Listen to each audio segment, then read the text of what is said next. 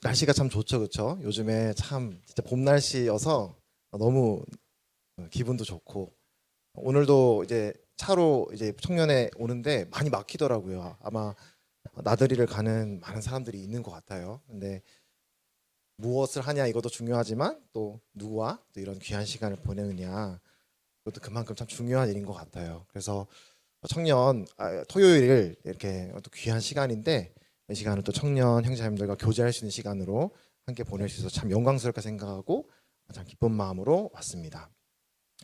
오늘 이제 말씀을 보게 될 텐데 오늘은 요한계시록 7장, 8장에 나오는 본문에 대해서 함께 살펴보도록 하겠습니다.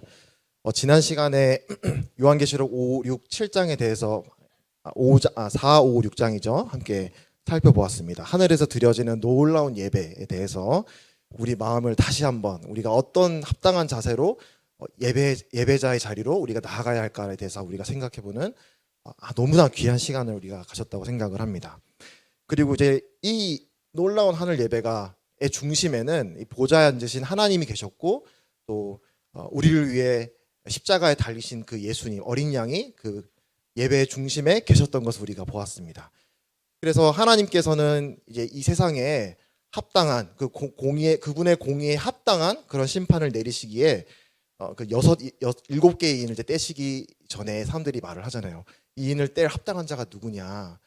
그때 하나님만이 이 인을 떼기 합당하다라고 하면서 이제 계시록 6장에서는 이 6개의 인을 떼면서 이 땅 위에 하나님께서 공의와 정의로서 심판하시는 그런 장면들이 이렇게 쭉 나와 있었습니다. 그래서 이 병행해서 우리가 볼 수 있는 이제 구절이 마태복음 24장인데 이거를 좀 깊이 있게 이제 공부를 해보고 싶으신 분은 계시록 6장과 이제 마태복음 24장을 같이 또 읽어서 하나님께서 이 감난산에서 이 마지막 이 재난의 징조에 대해서 말씀하셨는데 이러한 것들이 계시록 6장에서 다 성취가 되었구나라는 것을 우리가 다시 한번 확인해 볼 수 있었습니다.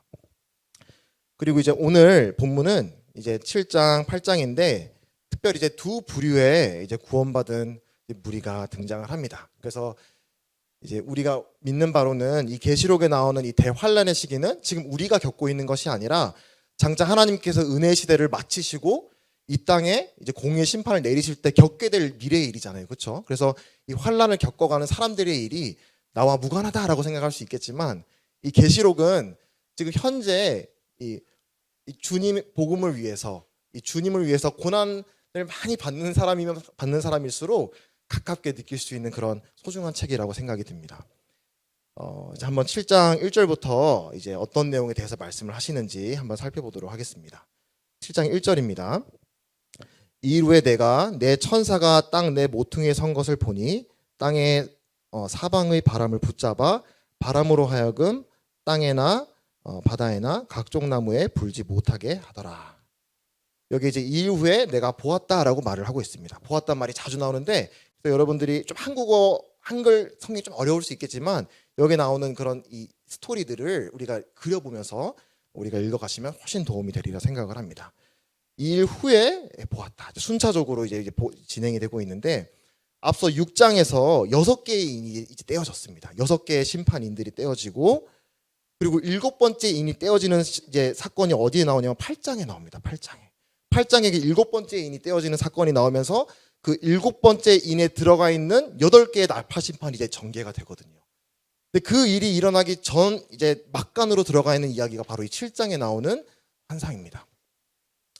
그래서 인, 나팔, 대접, 심판 순으로 우리가 진행이 되잖아요. 이 사이에는 이제 막간의 어떤 이야기들이 나와 있어요. 하늘에 나오는 그런 이야기들이 이제 그려지는데 그 전에 있었던 스토리의 어떤 시간 순으로 이어진 사건이라기보다는 이 7년이라고 하는 기간 동안 일어난 큰 환란 기간 시간의 틀 안에서 이 막간에 꼭 필요한 메시지를 하나님께서 이렇게 넣으셨다라고 이해를 하시면 좋습니다. 그러면 이제 7장은 뭘 위해서 들어가 있는 사건이냐, 이야기냐. 그 앞에 나오는 6장 마지막 절에 나오는 질문에 대한 대답이라고 우리는 이해할 수 있는 것이죠. 이 6개의 인들이 떼어지면서 이 사람들이 너무나 이 무시무시한 심판에 대한 반응이 이제 나오는데 이 17절에 이런 질문을 합니다. 그의 진노의 큰 날이 이르렀으니 누가 능히 서리요? 라는 이제 질문을 하게 되죠. 그리고 그에 대한 대답이 이 큰 어린 양의 진노, 하나님의 공의의 심판이 일어날 이때에도 능히 설 자들이 있다라고 말씀을 하고 있는 거예요. 감히 사람이 믿음으로 설 수 없을 것 같은 하나님의 무시무시한 공의가 넘치는 그런 심판 가운데서도 하나님의 놀라운 은혜의 역사, 긍휼의 역사가 일어나고 있다는 것을 하나님께서 이 7장을 통해 말씀해 주고 계십니다. 여기에 이제 지구, 네 모퉁이에 4명의 천사가 서 있다라고 말씀을 하십니다. 이제 어떤 분들은 지구 평평설이라 그러나요?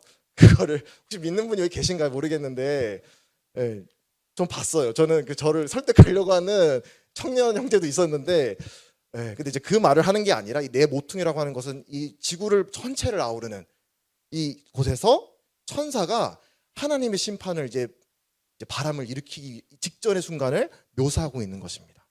이 네 천사에 대한 묘사가 2절에도 나오는데 보면은 2절 좀 중반에 가시면 땅과 바다를 해롭게 할 권세를 받은 네 천사다라는 표현이 나옵니다.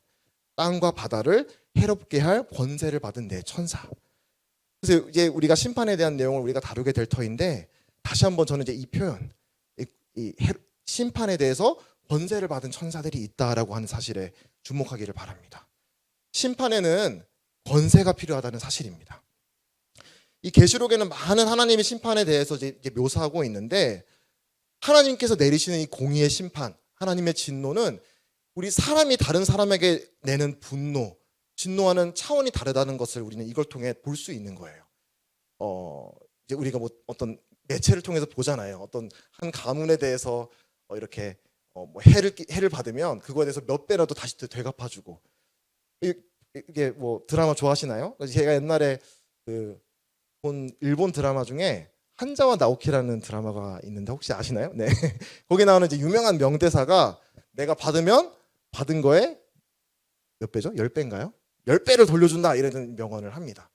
그게 일본에서 히트를 쳤어요. 왜냐 이제 통쾌하잖아요. 내가 받은 거를 몇 배나 갚아가지고 이제 되갚아주는 복수극 이런 것들을 다루는 드라마인데 우리 사람의 마음이 그런 것 같아요. 나에게 어떤 해를 끼친 사람이 있으면 아니면 내가 사랑하는 어떤 친구나 가족에게 해를 끼치는 그런 뭔가가 있다면 거기 우리가 반응으로 일어나는 그런 분노는 하나님의 공의의 분노와 다르게 그게 공의롭지 못하게 그냥 확 쏟아부어서 몇 배나 더 갚아주고 싶은 감정에 지배되는 그런 분노가 우리 사람의 분노라고 생각이 듭니다.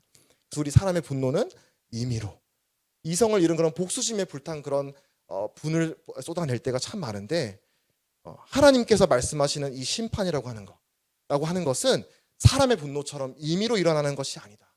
또 하나님께서는 이성을 잃고 내가 너희를 창조했는데 감히 나를 반역해?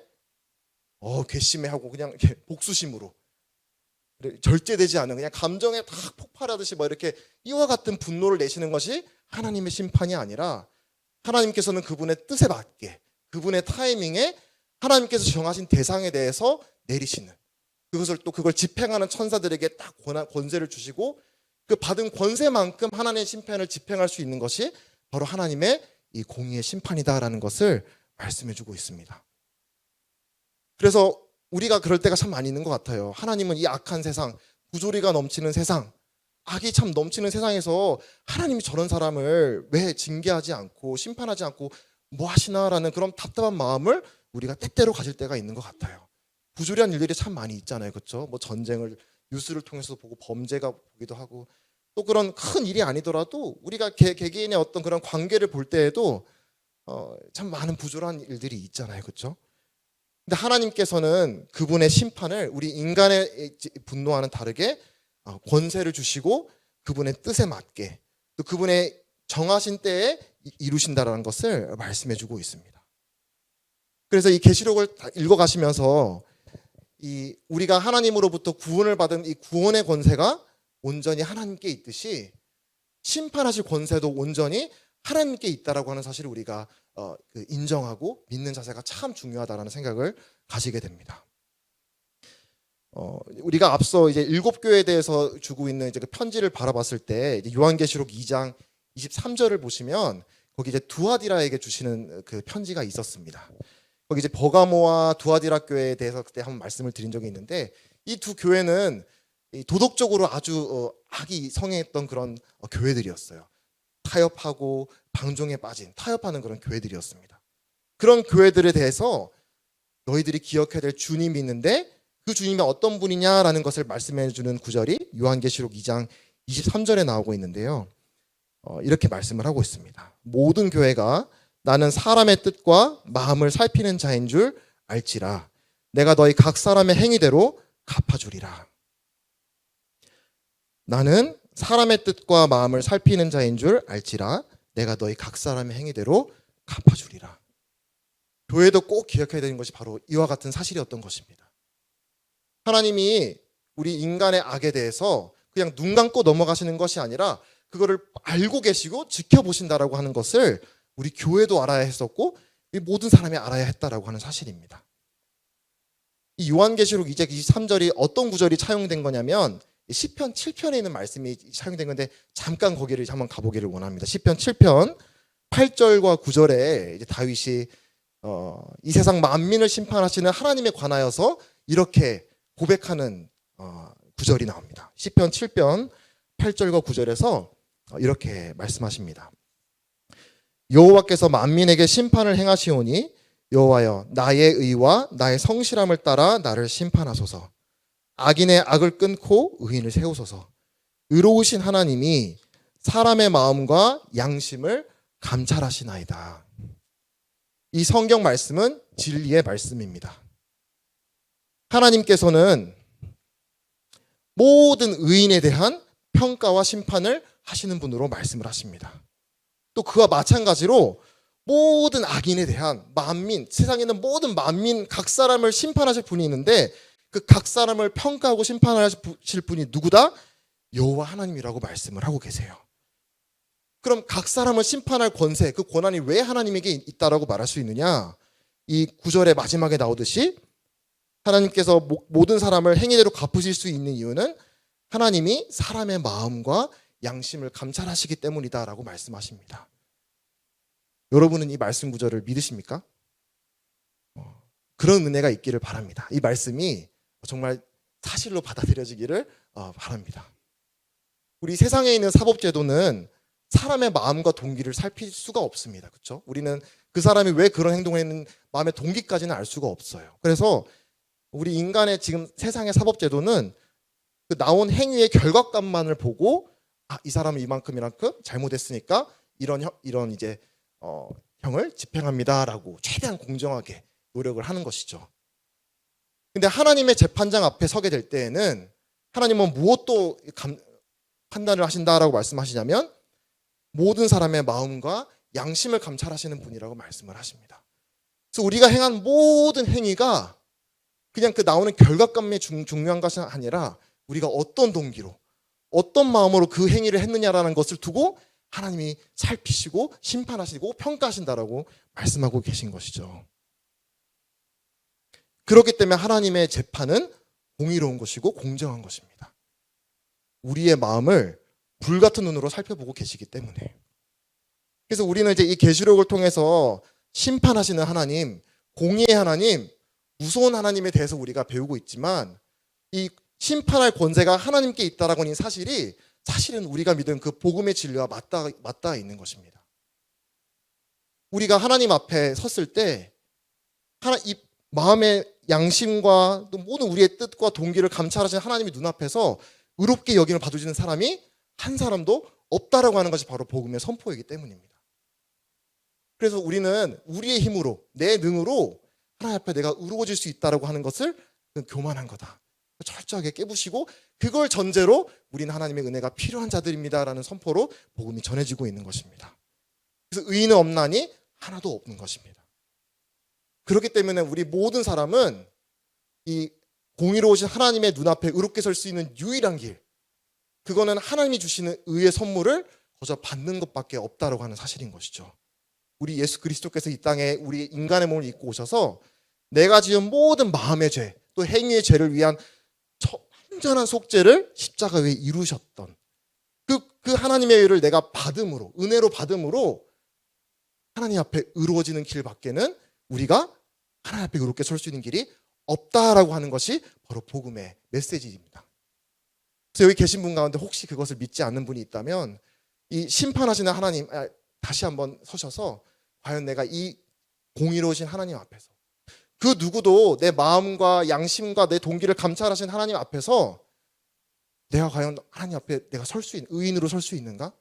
이 심판으로부터 내가 자유롭다라고 말할 수 있을 만큼 하나님 앞에 의인으로 설 수 있는 힘이 나에게 있는가라는 것을 되물어 보시기를 간절히 권해드립니다.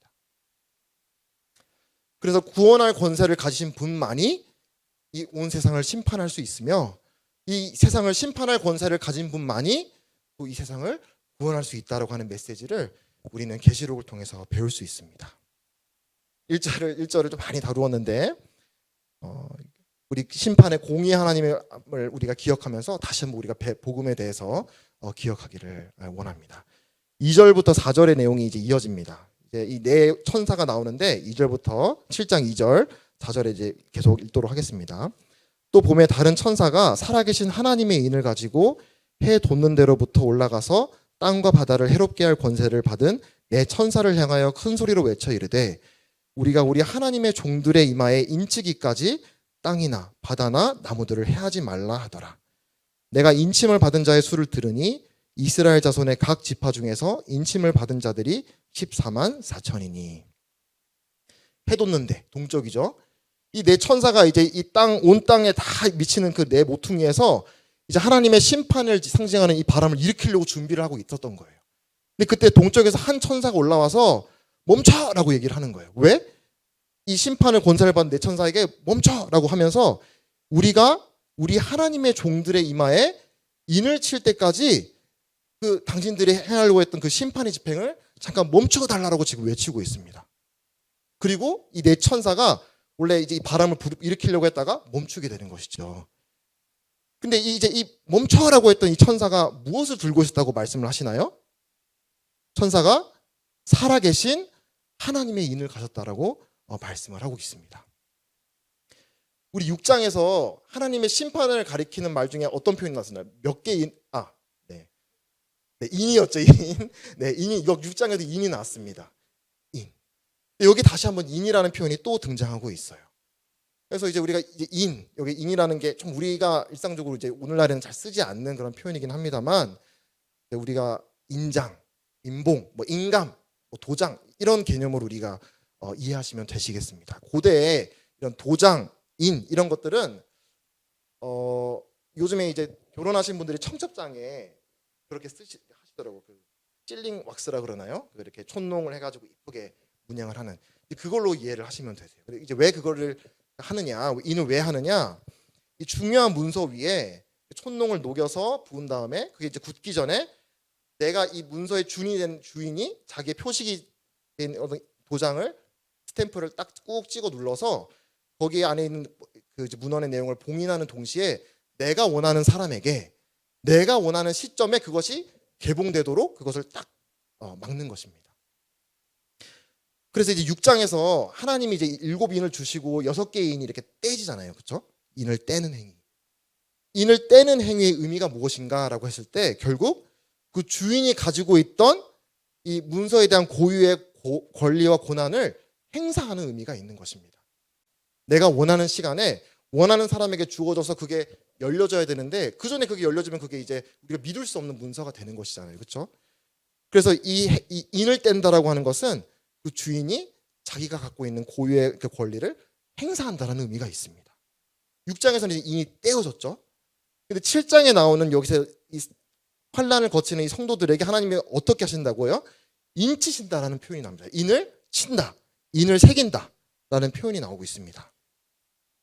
이 인을 친다는 행위, 인을 새긴다는 행위는 이 인이라는 의미를 우리가 짐작하면서 생각해 볼 때 결국은 이 인을 새기는 대상, 비록 그건 사람이죠. 어떤 사물이 아니라 사람인데 이 환난을 거쳐갈 이 14만 4천이라고 하는 사람들이라고 하는 이 대상에 대해서 그 주인이 이 대상은 내 거야, 내 겁니다.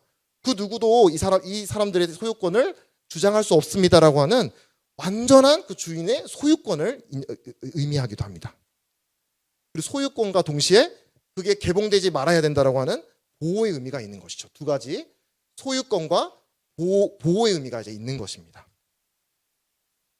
그래서 이 큰 환란 속에 지나가는 이 사람들 가운데 하나님께서 인을 새기신 자들이 있다라고 하는 의미가 무엇인가 했을 때 결국은 하나님께서 이 백성은 나에게 속한 백성이다라고 하는 확증인 동시에 이 사람들을 완전히 내가 보호한다라고 하는 확증인 것입니다.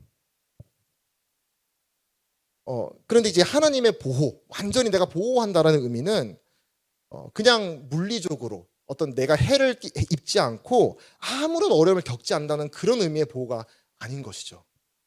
영혼의 보호, 완전한 구원의 안전, 이런 것들을 의미한다라고 볼 수 있습니다. 이후의 내용에도 나오지만 여기 나오는 14만 4천 명에게는 이 환란의 시간을 거침에 따라서 엄청난 사명이 주어집니다.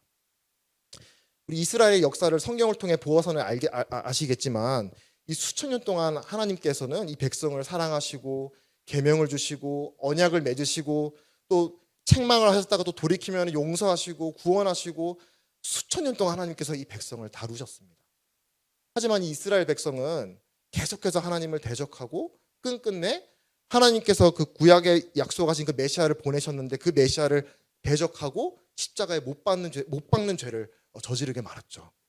그래서 그 완악한 마음에 빠져있던 이 이스라엘에 대해서 이 로마서 9장에서부터 11장까지의 내용을 보면 하나님께서 그 완악한 마음대로 제쳐두셨다라는 말씀을 말씀해주고 있습니다. 근데 그 제쳐두어진 그 유대인 민족들이 이 대환란 기간을 거치면서 예수님의 복음을 깨닫고 우리 주님을 이제 구주로 믿는 그런 놀라운 회심의 역사가 일어난다라고 말씀을 해주고 있습니다. 그리고 그 정확한 숫자가 나오는데 14만 4천 명의 유대인들이 구원을 받게 되는 것입니다.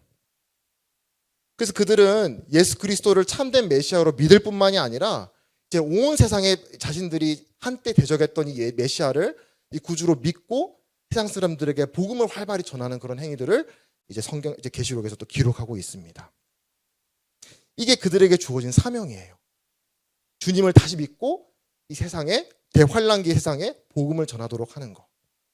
근데 우리가 지금 살아가는 이 세상을 생각해서는 안 되는 게 이제 24만 4천 명이 앞으로 예수님을 믿고 믿음을 지켜나가고 또 복음을 전해야 되는 이 세상의 분위기를 이제 쭉 계시록의 내용에 말씀해주고 있는데 이 많은 세상 사람들이 이 세상을 하나로 통합하고 아주 좋은 리더십을 가지고 이끌어가는 한 통치자를 따르는 그런 세상이다라고 말씀을 해주고 있어요. 그 사람들 적그리스도.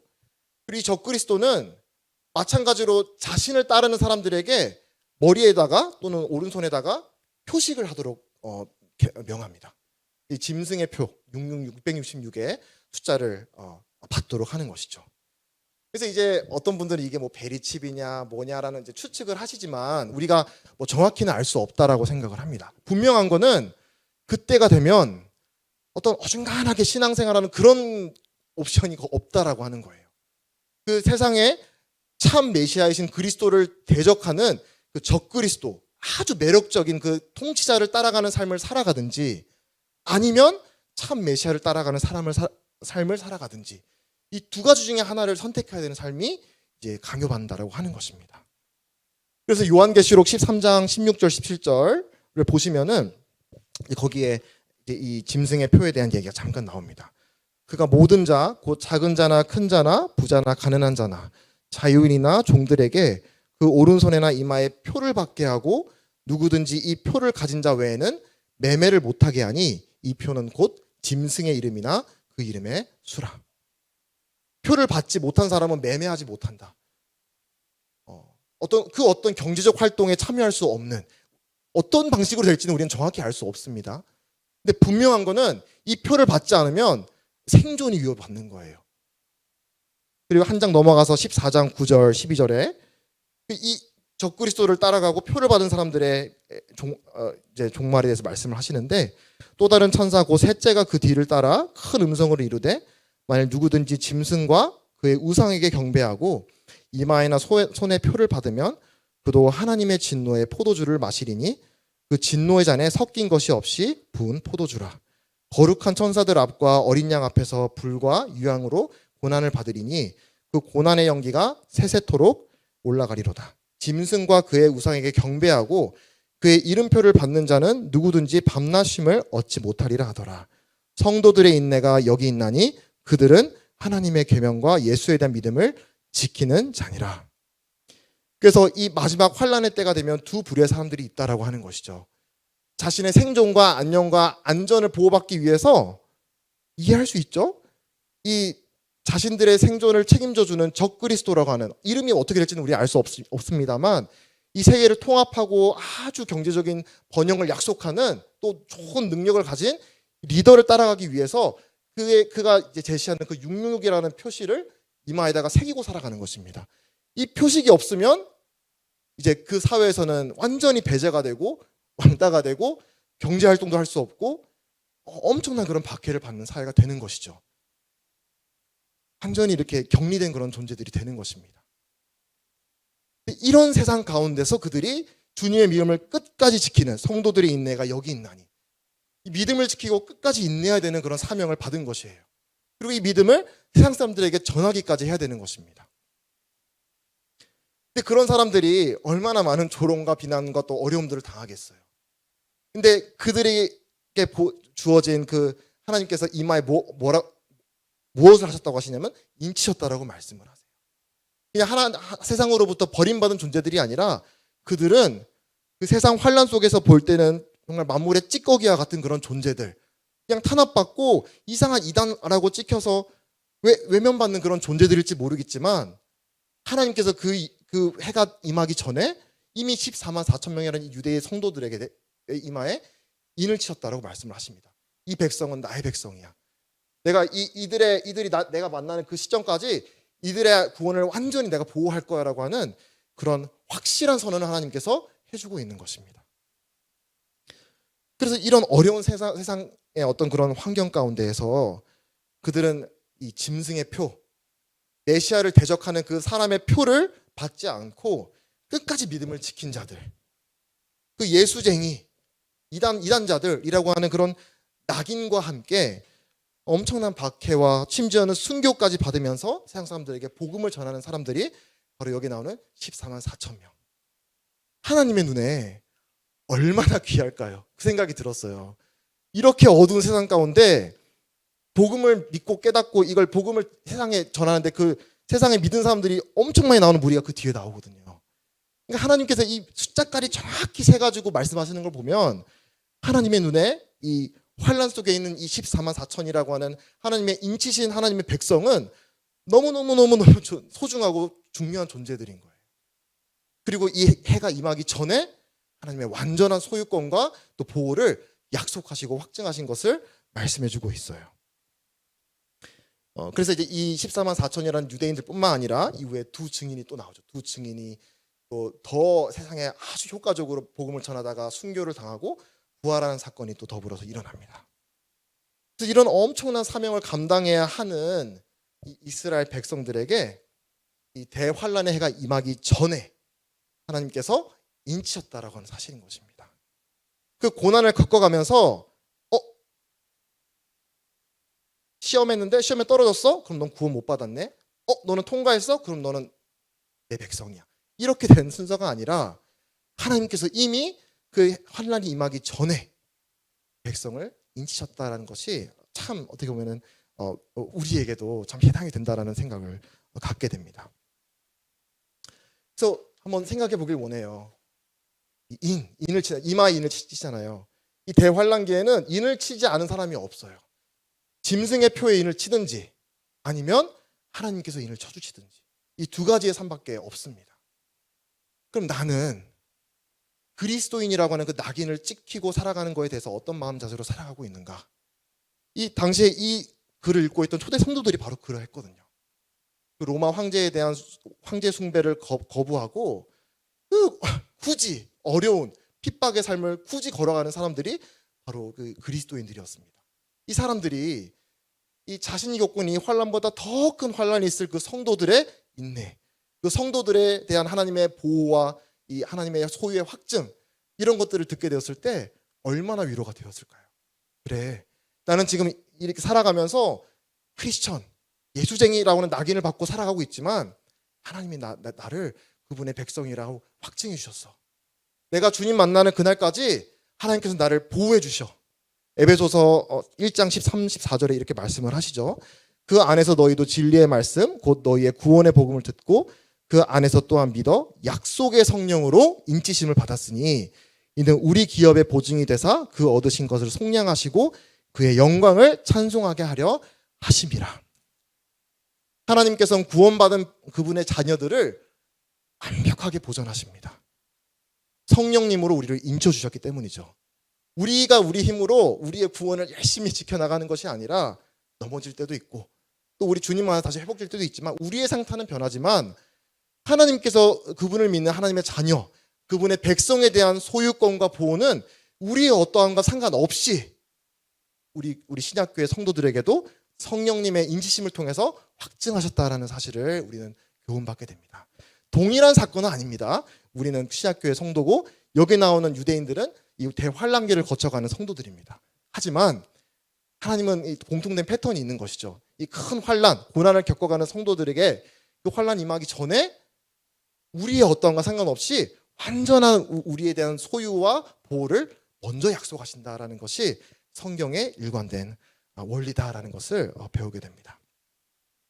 그리고 이 이제 14만 4천이라고 명시된 이 무리들을 통해서 구원받게 되는 많은 무리들이 이제 9절부터 이제 나오게 되는데 이제 7장 9절 10절 한번 읽어보겠습니다. 일 후에 내가 보니 각 나라와 족속과 백성과 방언에서 아무도 능히 셀 수 없는 큰 무리가 나와 흰 옷을 입고 손에 종려가지를 들고 보좌 앞과 어린 양 앞에 서서 큰 소리로 외쳐 이르되 구원하심이 보좌에 앉으신 우리 하나님과 어린 양에게 있도다 하니.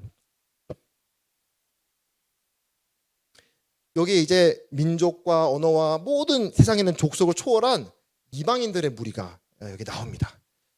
이 계시록을 이제 분별하는 많은 구원받은 그런 사람들 중에서 이 계시록에 있는 모든 내용은 그냥 우리 교회의 이야기, 우리 현재 이야기가 그냥 상징적으로 이렇게 표현된 거다라고 말하는 사람들이 있어요. 그리고 유대인이 결국은 우리 교회가 영적인 이스라엘이고 여기 나오는 14만 4천 명이나 이 뒤에 나오는 큰 무리의 어떤 사람들도 똑같은 사람이 똑같은 무리다. 우리 교회다. 이렇게 말하는 그런 분들이 있는데 분명히 차이가 있죠. 그렇죠? 7장 전반부는 숫자가 분명히 명시가 됩니다. 14만 4천 명. 그리고 후반부는 셀 수 없이 큰 무리가 나오죠. 민족도 다르죠. 그게 이스라엘의 후손이라고 말하고 있고 12지파, 각 지파마다 12,000명씩 할당이 되어서 12지파가 이제 나옵니다. 그 이제 공가에도 나오지만 이 성경에 여러 번 이 12지파가 나오는데 그 리스트가 조금씩 달라요. 이제 그 맥락에 따라서 조금씩 다른데 중요한 거는 13도 11도 아닌 12라는 거예요. 이스라엘의 총체를 가리키는 그 표현은 12지파입니다. 이스라엘을 가리키는 것입니다. 근데 이제 후반부에는 모든 나라. 앞에 나오는 전반부는 땅에 일어나고 있죠. 땅에 그 해가 임하기 전에 있는 그 유대인들에 대해서 이스라엘인들에 대해서 얘기를 하고 있고 지금 후반부는 하늘 보좌 앞에 하나님 아버지와 어린 양의 보좌 앞에서 지금 일어나는 일이기 때문에 하늘에서 일어나고 있는 것입니다. 전반부는 위험을 직면하고 있고 후반부는 평안과 안전이 보장되어 있습니다. 그래서 이제 이후에 이 무리들에 대해서 이제 설명을 해줘요. 24장로 중에 한 사람이 이 사람들은 큰 환란에서 나오는 성도들이다라고 설명을 해줍니다. 이제 계시록 4장 5장에 24장로가 나올 때 이제 그 24장로를 그 안에 이제 우리 교회가 포함됐다라고 많은 분들이 분별을 합니다. 그래서 이제 우리 현실 살아가는 우리 교회하고도 구별된 것이죠. 그렇죠? 그래서 우리가 앞선 이 14만 4천 명의 복음 전도로 구원받게 될 이방인들의 모습이다라고 우리는 이제 어떤 인과관계로 이해할 수 있는 것입니다. 그래서 우리는 이 본문을 통해서 이런 무시무시한 하나님의 공의의 심판 가운데에서도 정말 특별한 구원의 역사가 일어나는 것을 우리는 보게 됩니다. 이 나온 환란을 거쳐서 나온 이 성도들의 찬양의 내용이 10절에 나오죠. 구원은 오직 누구에게 있다? 큰 소리로 외쳐 이르되 구원하심이 보좌에 앉으신 우리 하나님과 어린 양에게 있도다라고 말씀해주고 있습니다. 그들이 어떻게 구원받았나요? 14절 큰 환란에서 나오는 자들인데 어린 양의 피에 그 옷을 씻어 희게 하였느니라. 대환란 시대에는 행위로 구원받는다라고 말씀하시는 분인데 그게 그렇지 않습니다. 지금이나 그때나 우리가 하나님 앞에서 구원받는 원리는 예수님의 공로로, 예수 그리스도의 보혈의 공로로 모든 사람들이 씻어 휘어지게 된다라고 말씀을 하십니다. 그래서 비록 그들의 믿음이 극심한 고난에 대한 인내로 시험을 받지만 우리의 구원과 본질적으로 다르지 않다라는 것을 볼 수 있습니다. 그리고 이제 이어지는 11절 12절에서 이 큰 무리들이 나와서 찬양을 드리면서 그 주위에 둘러싼 또 어떤 그 배경에 있는 사람들에 대한 인물들에 대한 또 묘사가 나오는데 11절 12절에 이렇게 말씀을 하시죠. 모든 천사가 보좌와 장로들과 내 생물 주위에 서 있다가 보좌 앞에 엎드려 얼굴을 대고 하나님께 경배하여 이르되 아멘. 찬송과 영광과 지혜와 감사와 존귀와 권능과 힘이 우리 하나님께 세세토록 있을지어다. 아멘. 한번 저는 이제 이걸 말씀을 준비하면서 한번 상상을 해봤어요. 천사가 몇 명이나 있을까요? 한 엄청 많겠죠, 그렇죠? 엄청 많을 것 같아요. 몇백 명, 몇천 명으로는 끝나지 않을 만큼. 근데 이 환란 속을 지나온 다음에 그들이 하나님의 보좌 앞에 서서 구원하심이 우리 하나님과 어린 양께 있도다라고 정말 감격에 멈춰서 하나님께 영배를 드릴 때 그 주위에 둘러싸고 있는 내 생물과 24장로 그리고 그들 주위를 누가 둘러싸고 있냐면 모든 천사가 둘러싸고 있는데 엄청 많은 무리의 그 천사가 다 어떻게 하고 있나요? 얼굴을 대고 하나님께 경배하고 있습니다. 그러니까 정말 그 이제 4, 5장에 이어서 일어나는 일이라고 우리가 볼 수 있죠. 밤낮 거룩하다 거룩하다 거룩하다라는 하나님께 아무리 외쳐도 부족함이 없는 그 하나님에 대한 놀라운 구원의 신비에 대한 찬양이 들어졌었는데 이 대환란을 겪은 이 성도들의 이 간증과 이 찬양을 통해서 또다시 하나님께서 영광받고 있는 모습을 보면서 참 마음속에 감격으로 다가왔습니다. 에베소서에서도 이제 그런 말씀을 하세요. 3장 80절 찾진 않겠습니다만 바울이 이렇게 간증을 합니다. 모든 성도 중에 지극히 작은 자보다 더 작은 나에게 이 은혜를 주신 것은 측량할 수 없는 그리스도의 풍성함을 이방인에게 전하게 하시고 영원부터 만물을 창조하신 하나님 속에 감추었던 비밀의 경륜이 어떠한 것을 드러내게 하려 하심이라. 이는 이제 교회로 말미암아 하늘에 있는 통치자들과 권세들에게 하나님의 각종 지혜를 알게 하려 하심이니. 천사는 우리 몸을 갖고 살아가는 또 범죄한 우리 죄 가운데 태어난 우리 인간들보다 여러 의미에서 더 탁월한 존재들이라고 생각을 합니다. 능력 면에서나 지혜 면에서나. 근데 하늘에서 일어나고 있는 일을 말씀하시는데 하나님께서 이 역사를 쭉 펼쳐가시면서 천사들이 감탄하는 거예요. 하나님의 지혜에 대해서. 언제? 하나님의 비밀이 계시될 때마다. 예수님께서 하나님의 아들이 성육신 사람의 몸을 입고 이 땅에 내려오시는 그 놀라운 하나님의 지혜를 보고 감탄합니다.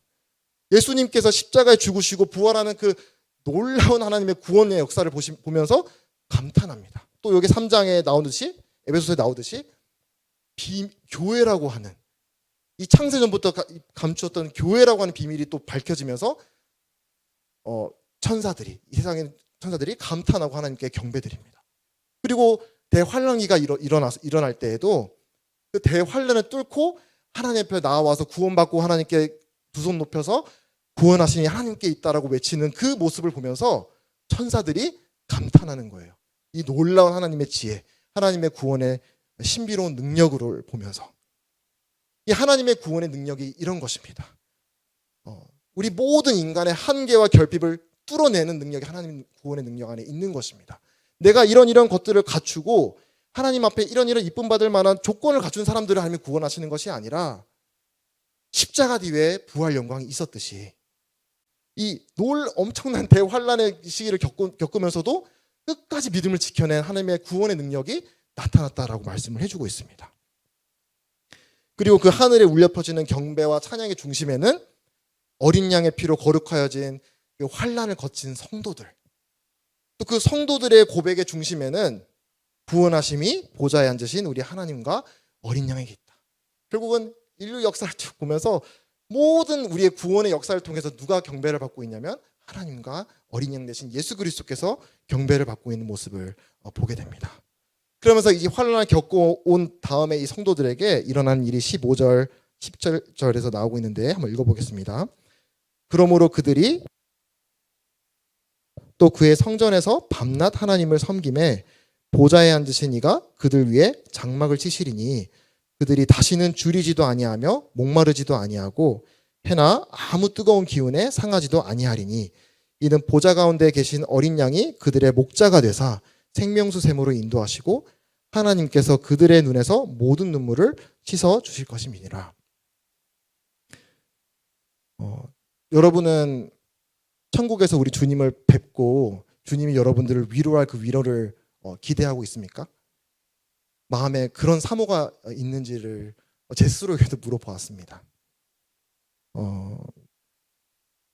이 적그리스도가 활개치는 세상에서 참 그리스도를 모시는 사람들의 삶은 너무나 힘들고 어려운 삶이었습니다.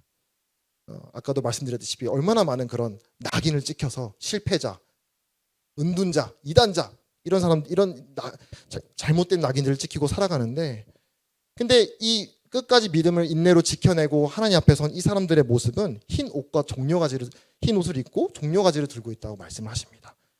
이거는 이제 상징인데요. 그 당시에 큰 전쟁에서 승리한 용사들이 이제 개선하는 그런 장면을 바로 흰 옷과 종려가지의 모습으로 나타내고 있는 것입니다. 이 세상에서는 루저, 실패자일지 모르겠지만 끝까지 믿음을 지켜낸 그 사람들은 하나님 앞에 섰을 때 승리자의 모습으로 서 있다라고 하는 것입니다. 그리고 그 하나님 보좌 앞에 섰을 때 받게 되는 그 감격, 그 하나님이 주시는 위로, 이런 것들이 제가 어떤 진리처럼 말할 수는 없습니다. 결국 하나님이 우리에게 위로를 주시고 우리에게 위안을 주시는 것도 모든 게 다 그분의 그 은혜와 긍휼로 말미암은 것이지만, 결국 우리가 거기에서 받게 되는 그 위로의 크기는 우리가 이 땅에서 주님의 십자가를 함께 짊어진 하나님께서 나에게 주신 그 십자가의 무게만큼 또 거기에서 누리게 될 위로의 크기가 되지 않을까라는 생각을 갖게 됩니다. 이 대환란 기간에 신앙의 자유를 완전히 박탈당한 사람들이었을 거 아니에요, 그렇죠? 우리는 예수 믿는다고 이렇게 안 당하잖아요, 그렇죠? 해코지를 안 당하는데 생각해 보십시오. 우리가 그 하늘나라 가서 그 참 자유를 누리고 하나님께 예배드리는 그 자유의 기쁨이 물론 크겠죠. 근데 지금 북한에서 예수 믿으면 바로 처형당하는 그런 곳에서 믿음을 지켜내고 하늘에 올라갔을 때 자유롭게 맛보는 그 예배의 기쁨이 우리와 깊이가 같을 수는 없다라고 생각을 합니다. 이 땅에서 겪은 위협의 크기만큼 거기서 얻게 되는, 여기서 보면은 이 하나님께서 장막을 두르시잖아요, 그렇죠? 이 하나님께서 주시는 완전한 보호입니다. 그렇게 큰 보호가 필요 없는 사람은 이 하나님의 장막의 깊이가 그렇게 크지 않을지 몰라요. 그런데 예수님을 믿으면 너무나 많은 위협들을 맞닥뜨렸던 사람들 같은 경우는 하나님께서 주시는 이 완전한 보호가 얼마나 큰 의미로 다가왔을까. 줄이고 목말랐던 만큼 주님이 주시는 만족이 컸을 것이고, 또 그 세상에 막 가득했던 미혹을 견뎌냈던 크기만큼 여기에 목자의 인도가 나오잖아요. 하나님께서 참된 목자로 인도하시는데 이제 미혹될 염려가 없는 그런 주님의 온전한 인도가 얼마나 크게 와닿았을까.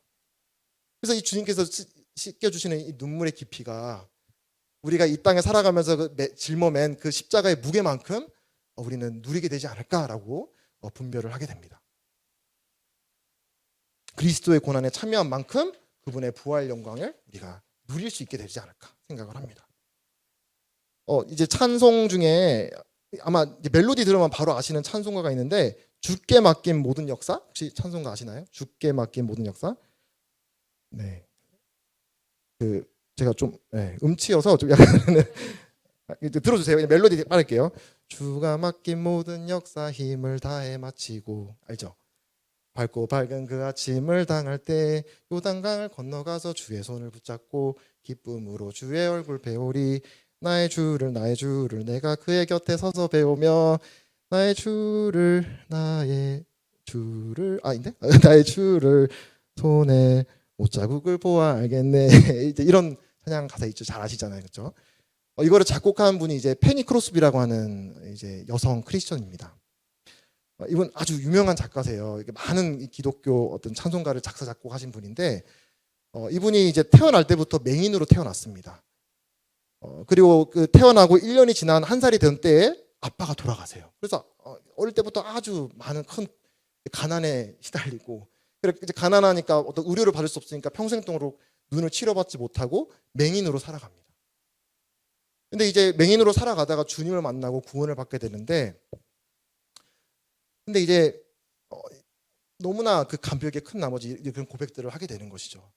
내가 주님 믿기 전까지는 내가 눈이 보이지 않고 우리 집에 가난하고 내가 어릴 때 아버지가 돌아가셨다라고 하는 것이 나에게는 너무나 큰 상처였고 트라우마였고 너무나 힘든, 나를 올가매는 그런 어떤 장애물이었는데, 근데 내가 주님을 만나 뵙고 구원받고 나니까 내가 이제 주님 만날 그날 이제 눈을 뜰 거 아니에요, 그렇죠? 그 내가 눈을 떠서 처음 보게 될 분이 누구예요? 주님이시잖아요, 그렇죠? 또 내가 처음 눈을 떠서 볼 분이 주님이라는 사실에 대해서 참 감사하다는 그런 고백을 이렇게 하면서 많은 찬양들을 작곡했습니다.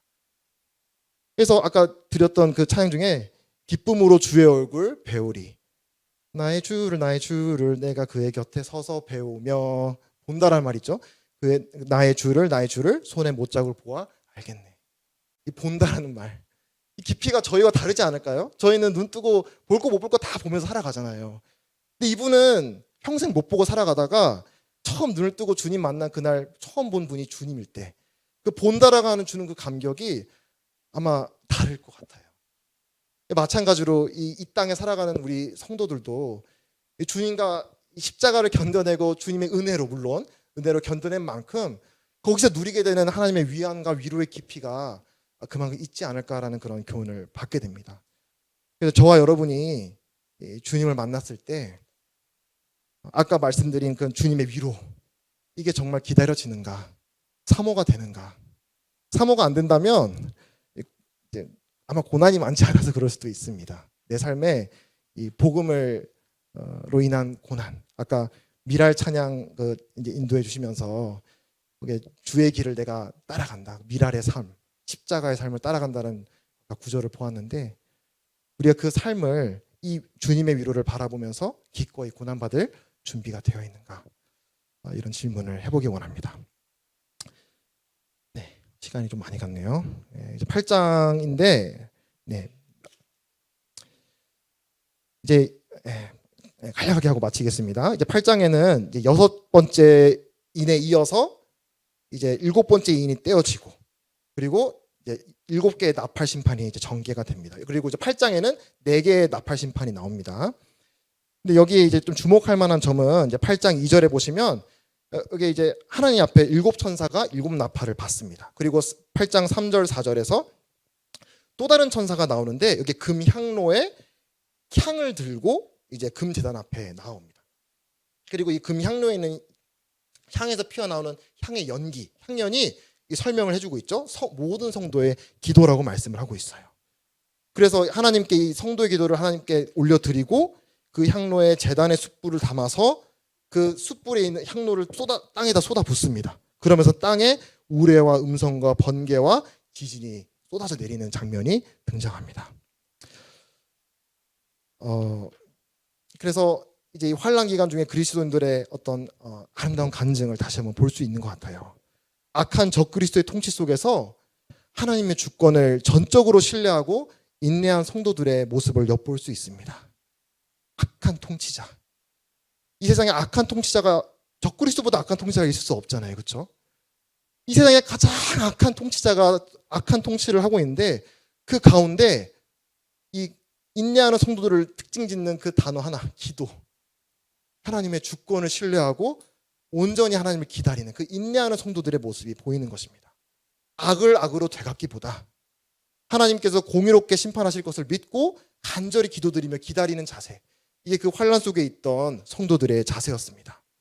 이게 참 위안이 되는 것은 여기에 이 향연, 성도들의 기도라고 하잖아요, 향의 연기가. 근데 여기에 단 하나도, 환란 속에 드려진 그 기도 가운데 단 하나도 하나님으로부터 놓쳐진 게 없다라고 하는 거예요. 거기에 성도의 기도 앞에 무슨 단어가 붙나요? 모든 성도의 기도. 환란을 겪어가는 모든 성도의 기도가 하나님 앞에 흥명되었습니다. 이게 참 큰 위로인 것 같아요. 우리도 마찬가지로 살아갈 때 헛되이 드려지는 기도는 없다라고 하는 믿음을 가질 수 있는 것 같아요. 주님 도와주세요. 넘어질 것 같아요. 저에게 믿음을 주세요. 저에게 어려움을 주는 사람이 있습니다. 이런 어려운 이런 어른들이 있습니다. 주님의 은혜가 필요합니다라고 간절히 드려지는 그 기도, 그 기도를 하나님이 다 흠명하신다라고 말씀을 하세요. 그리고 이 기도와 심판이 직접적으로 어떤 관계가 있는지 섣불리 말을 할 수는 없습니다만 그 기도가 드려진 향로를에 하나님의 앞에 있는 금제단에 숯불이 넣어지고 그게 세상을 심판하는 그런 걸로 이어지거든요. 그래서 우리는 이제 참 많은 악과 부조리를 보면서 금방 되갚고 싶잖아요. 뒤집어 엎고 싶고 내가 원하는 뜻대로 바꿔버리고 싶고. 근데 여기서 말씀하고 있듯이 아름다운 성도의 간증은 하나님의 주권을 신뢰하고 인내로서 기도하는 그런 자세라고 하는 것을 교훈받을 수 있을 것 같습니다. 그래서 이제 또 나머지 있는 많은 내용들이 또 있겠습니다만 또 이제 분방 교제를 하시면서 큰 환난 속에서도 하나님은 은혜로우시다, 긍휼이 많으시다라는 교훈을 받게 됩니다. 그래서 그런 부분들을 함께 나누시면서 이제 교제 나누시면 좋겠고, 그 제가 나눠드린 유인물은 그 이제 미래에 일어날 일에 대한 시간 순에 있는 모든 사건을 다룬 성경 구절을 이렇게 해가지고 연대순으로 정리해 놓은 건데, 말씀드린 건 이게 조금씩 아주 디테일에서는 차이가 다 있어요. 같은 이제 어떤 소속이 되어 있는 교회에 있는 사람들이라도 조금 디테일한 부분에서는 차이가 있을지 모르겠지만 큰 흐름에서 이런 성경에서 이런 순서로 미래의 일들이 예언되어 있다라는 것을 이렇게 혹시 나중에 필요하시면 참고 자료로 쓰면서 활용해 보시면 좋겠습니다. 네, 그럼 기도하고 마치도록 하겠습니다. 아버지 하나님 감사합니다. 여기 있는 모든 또 청년 형제 자매님들이 참 하나님께서 성령님으로 인치시고 또 험난한 이 세상 속에서 하나님의 사명을 띠고 살아가도록 부르신 소중한 성도라는 것을 다시 한번 배우게 되었습니다. 주님, 주님이 사랑하는 여기 계신 모든 형제 자매님들이 하나님께서 허락하신 이 고난과 또 환난을 능히 이겨낼 수 있는 그런 힘을 주시고 늘 하나님 앞에 기도하는 그런 청년들이 될 수 있도록 도와주시기를 기도드립니다. 이 시간 함께해 주신 주님께 감사드리며 이 모든 것 주 예수 그리스도 이름으로 기도했습니다. 아멘.